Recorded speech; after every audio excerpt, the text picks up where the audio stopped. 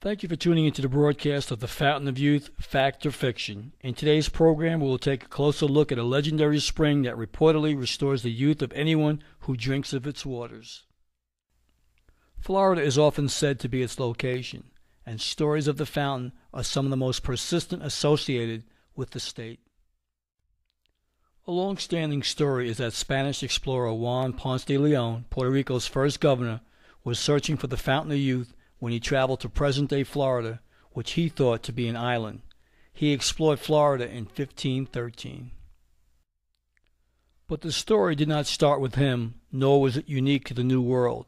Herodotus mentions a fountain containing a very special kind of water located in the land of the Ethiopians.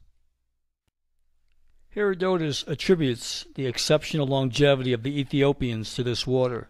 Tales of healing waters date to at least the time of the Alexander Romance, and very popular right up to the European age of exploration. Arabic and Almohade versions of the Alexander Romance were very popular in Spain during and after the period of Moorish rule, and would have been known to the explorers who journeyed to America. Eternal youth is a gift frequently sought in myth and legend, and stories such as the elixir of life, the philosopher's stone, the universal panaceas are common throughout Eurasia and elsewhere. The Arawaks have their own native stories about the curative spring that was related to the mythical land of Bimini, a land of wealth and prosperity.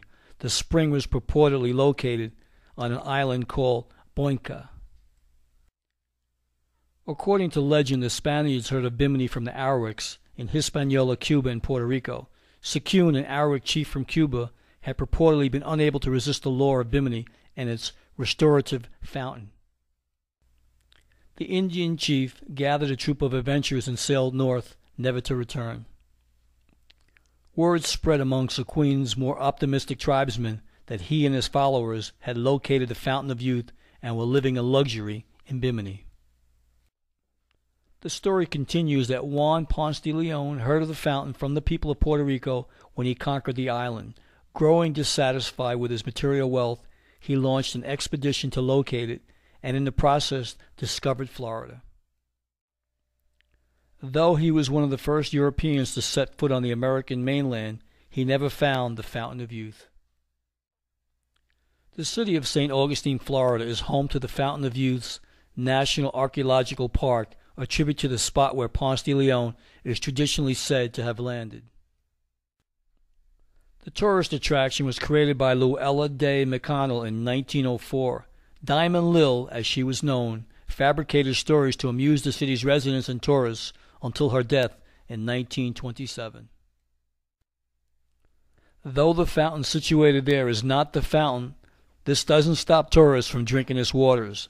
This park exhibits native and colonial artifacts to celebrate St. Augustine's Timocan and Spanish heritage. In August of 2006, popular magician David Copperfield claimed that he had discovered a true Fountain of Youth amid a cluster of 4 small islands in the Exuma chain of the Bahamas, which he recently purchased for roughly $50 million.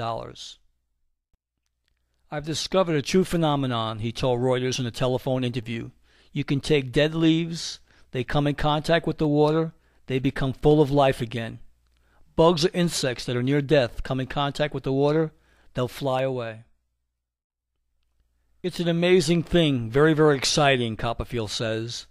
Copperfield goes on to say that he's hired scientists to conduct an examination of the legendary water, but as of now, the fountain remains off limits to outside visitors. Is there a Fountain of Youth? Or is the Fountain of Youth only a metaphor for anything that can potentially increase longevity? Thank you for watching Fountain of Youth, Fact or Fiction.